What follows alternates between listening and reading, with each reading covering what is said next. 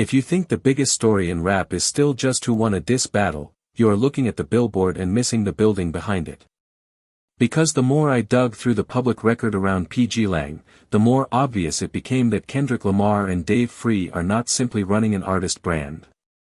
They appear to be assembling a wider media machine in plain sight, and the strange part is not that the clues exist. The strange part is how many people keep stepping over them. And before anybody says this is just another internet myth dressed up like insider talk, let me slow this down and separate what is documented from what is speculative. Documented, pgLang has expanded beyond music releases into creative work, film, touring scale, and commercial brand activity. Documented, Billboard reported that the North American leg of Kendrick Lamar and SCA's Grand National Tour grossed $256.4 million across 23 shows and sold 1.1 million tickets, with the full run projected toward a roughly $400 million finish if the pace held.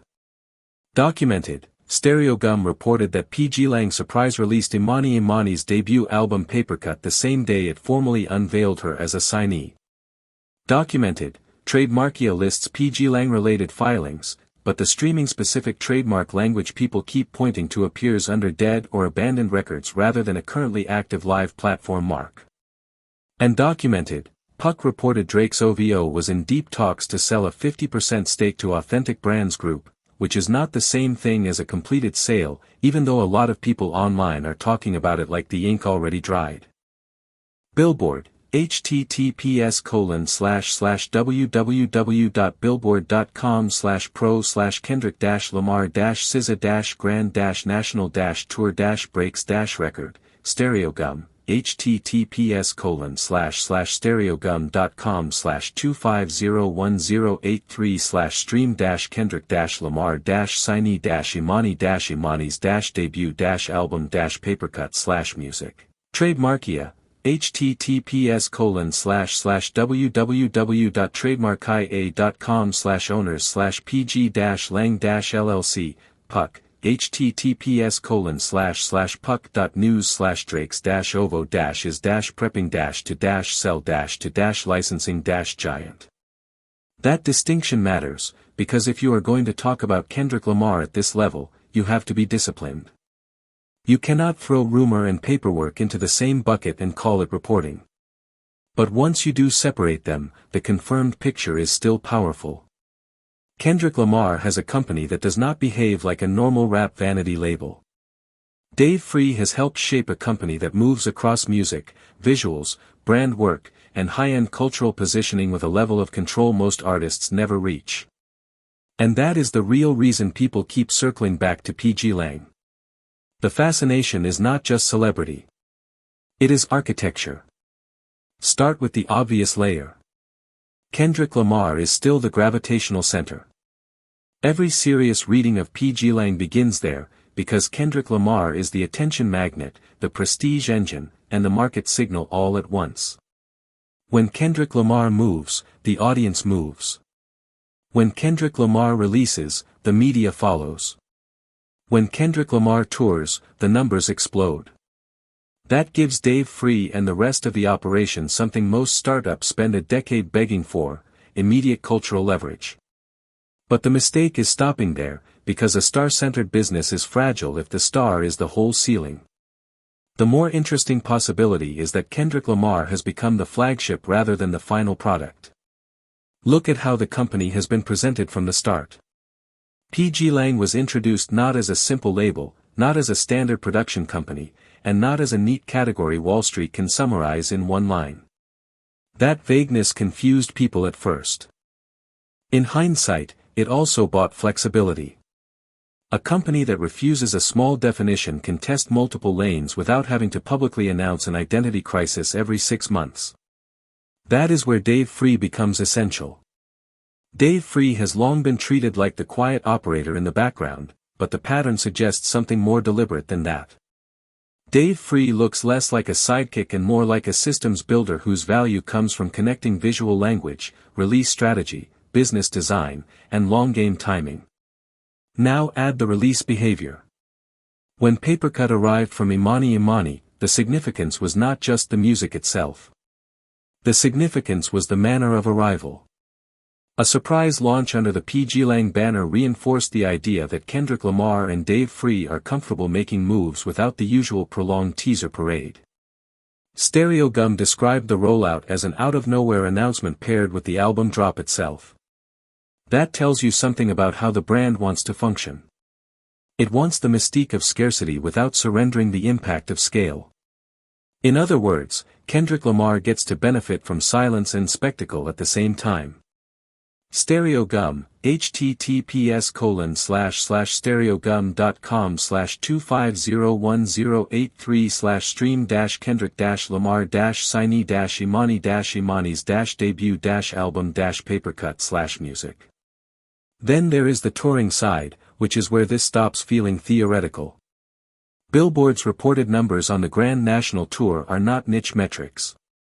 They are establishment-level proof of commercial force. $250 million plus on the North American leg alone is not just artist success. It is institutional muscle. It means Kendrick Lamar is no longer being measured purely as a recording artist. Kendrick Lamar is operating inside a touring economy big enough to finance strategic independence, attract premium partners, and make future expansion look plausible instead of aspirational. And once you understand that, the whole conversation changes. Because the question stops being, can Kendrick Lamar build more? The question becomes, how much more can Kendrick Lamar build before the wider industry is forced to price him differently? Billboard, https://www.billboard.com/pro/kendrick-lamar-SZA-grand-national-tour-breaks-record. This is where the valuation chatter starts getting loud. I am not going to throw out a magic number and pretend it is gospel, because a private company can inspire wild guesses when fans start doing spreadsheet theater online.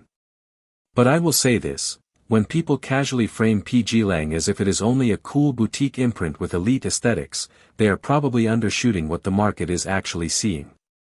A company tied to Kendrick Lamar, guided with Dave Free's cross-medium instincts, backed by proven touring demand, capable of surprise releases, active in visual storytelling, and structurally open to brand partnerships is not a tiny operation. It may still be smaller than the mythology around it, but it is almost certainly larger than the dismissive takes suggest. Now let's get to the streaming platform rumor, because that is the piece people use to turn this whole story into a movie trailer. The clean version is this. There are pgLang trademark records that touch entertainment and communications categories, and there are abandoned references that mention streaming-related language. But the currently visible public record, at least from the Trademarkia page most people cite, does not show an active live pgLang streaming platform trademark in the simple way social media threads keep claiming. So if somebody tells you a platform launch is confirmed, that is too strong. If somebody tells you there has never been any reason for speculation, that is also too simple. The truthful position is narrower. There is enough in the record to explain why observers imagine a future platform play, but not enough in the live filings alone to declare one has already been locked in. Trademarkia, https://www.trademarkia.com/owners/pg-lang-llc. And honestly, the restraint makes the story more interesting, not less. Because you do not need a confirmed streaming service tomorrow for the broader thesis to hold. Kendrick Lamar does not need to unveil a direct competitor to Spotify for pgLang to matter. Dave Free does not need to ring a bell on Wall Street for the strategic logic to be clear. All they need is a business structure that keeps widening the number of ways Kendrick Lamar can own attention, package culture, and reduce dependency on legacy intermediaries. Music. Touring. Visuals. Brand campaigns. Film. Premium mystique. Selective artist development. That alone is enough to make executives nervous, because each added layer gives Kendrick Lamar more negotiating leverage. And leverage is the real currency here. That is why the OVO story matters so much in the same conversation. Puck did not report a finalized funeral. Puck reported deep talks around a possible 50% stake sale involving Authentic Brands Group. But even at the talk stage, that headline lands with a message. It suggests that one of rap's most recognizable lifestyle brands may be exploring a path that leans harder into monetization, licensing, or strategic liquidity than pure founder control. Again, there are many reasons a company could pursue a deal like that. Scale. Expansion. Risk management. Cash access. Infrastructure.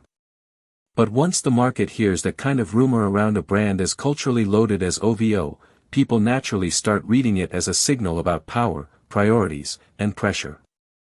Puck, https://puck.news/drakes-ovo-is-prepping-to-sell-to-licensing-giant. That is why Kendrick Lamar keeps coming back into the frame. Kendrick Lamar and Drake have been discussed as rivals for years on the music side, but the next chapter may be less about bars and more about business geometry.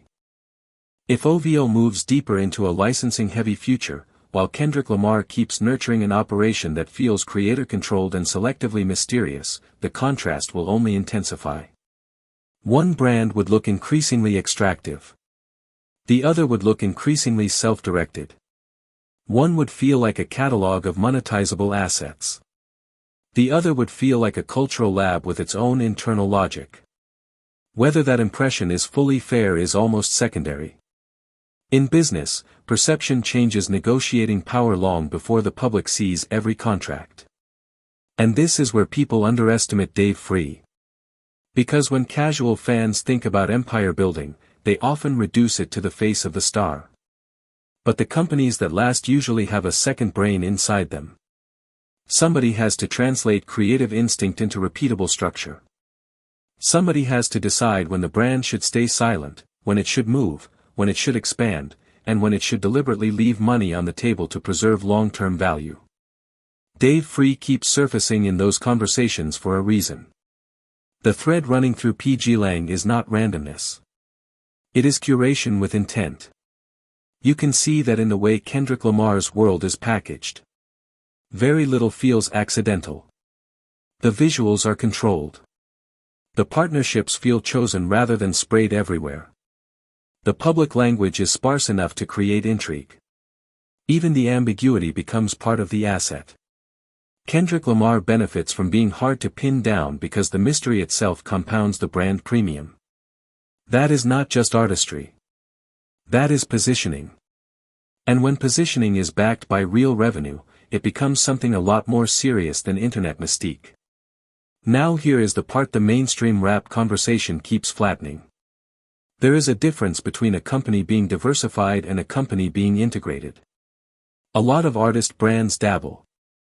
They do merch, maybe a podcast, maybe a side deal, maybe a label imprint that mostly exists as a logo. Integration is different. Integration means the pieces strengthen one another. Touring drives music. Music drives brand heat. Brand heat drives premium collaborations. Collaborations drive visual storytelling. Visual storytelling drives prestige. Prestige drives leverage. Leverage improves the next deal. When people talk about pgLang as if it is just a cool name attached to Kendrick Lamar, they may be missing that feedback loop. And if that loop gets tighter, the upside becomes obvious. Imagine Kendrick Lamar continuing to release major work at event scale while Dave Free keeps broadening the company's creative reach. Imagine more artists entering the orbit, but only selectively, so the brand never feels diluted. Imagine film and advertising work continuing to expand the company's image beyond the confines of rap media. Imagine the tour business staying strong enough to subsidize experimentation. You do not need to promise a trillion-dollar fantasy to see why investors, partners, and competitors would treat that as strategic momentum.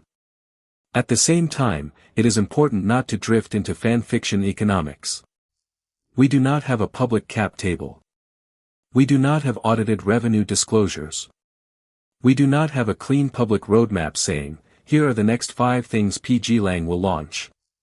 And that is exactly why so much of this conversation gets sloppy.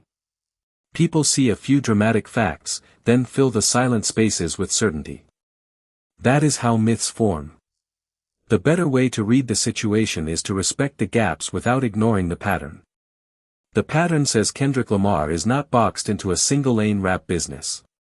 The pattern says Dave Free is helping build something with multiple profit centers and strong cultural control. The pattern says pgLang deserves to be analyzed as a serious media brand, not just a cool shell around a superstar. Let's talk about what would actually change the game from here. Not a rumor. Not a stand thread. Not a dramatic voice note. Real confirmation. A broader roster with repeat success would matter. More evidence that pgLang can consistently break or elevate talent beyond the Kendrick Lamar halo would matter. A deeper expansion into film or serialized content would matter. A confirmed tech or platform move, if one ever comes, would matter. A major equity partnership on favorable terms. They may also be exactly the questions sophisticated observers are already asking. Puck, https://puck.news/drakes-ovo-is-prepping-to-sell-to-licensing-giant. That is why this story feels bigger than Kendrick Lamar versus Drake. It is really a story about two competing futures for artist power. One future says the smartest move is to cash in, partner up, license wide, and let specialist operators industrialize the brand. The other future says you tighten control, expand carefully, raise the prestige floor, and own as many layers of the narrative as you can. Neither future is automatically right. Both carry trade-offs. But they tell very different stories about where cultural ownership is headed. And if you are a younger artist watching this unfold, the lesson is enormous. Kendrick Lamar's path suggests that scarcity, discipline, and carefully managed expansion can create extraordinary leverage over time. The OVO headlines, fair or unfair, suggest that size alone is not the same thing as structural security. You can be massive and still face pressure. You can be famous and still make deals the market interprets as vulnerability. You can dominate an era and still watch the conversation shift from creative victory to corporate positioning. This is also why the loudest people in the comment sections keep misreading the moment.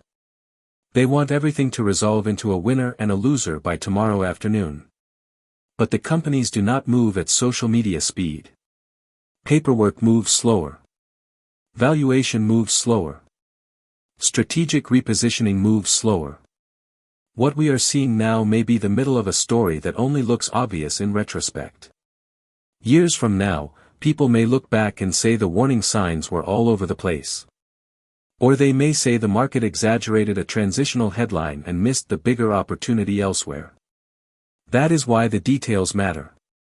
For Kendrick Lamar, the immediate advantage is obvious. He does not need the market to fully understand pgLang today. In fact, there is an argument that ambiguity still serves him. If the company continues to grow while staying selectively opaque, Kendrick Lamar keeps the aura of creative independence and the flexibility of a multi-lane platform. Dave Free keeps doing the kind of work that rarely trends but often determines who still owns the room 5 years later. And every successful move adds another layer of seriousness to a company people once treated like a mysterious art experiment. For Drake, the challenge is different. If the OVO talks eventually become a finalized deal, then the public narrative will not be decided only by balance sheet logic. It will be decided by storytelling. Was the move smart capital strategy, or did it look like the beginning of brand harvesting? Did it increase control, or did it make the founder look more negotiable? In celebrity business, deals are not judged only by terms. They are judged by symbolism. And symbolism can linger long after the transaction closes. So when people say the rap business has changed, this is what they should mean. Not simply that artists have merch now. Not simply that everyone wants a venture play. The real change is that the sharpest players are trying to turn cultural momentum into durable ownership structures before the momentum cools. Kendrick Lamar appears to understand that. Dave Free definitely appears to understand that. The next question is whether the rest of the field can keep up. And no, that does not mean I am telling you pgLang is secretly launching some giant app next month. That would be irresponsible. What I am telling you is more grounded than that. The public record already shows enough to justify serious attention. The touring numbers are too large to ignore. The surprise release capability is real. The creative range is real. The trademark chatter, even when overstated online, reflects genuine curiosity about how broad the company's ambitions could become. And the OVO stake sale report gives the whole discussion a sharper contrast at exactly the moment people are already rethinking what rap power looks like in this decade.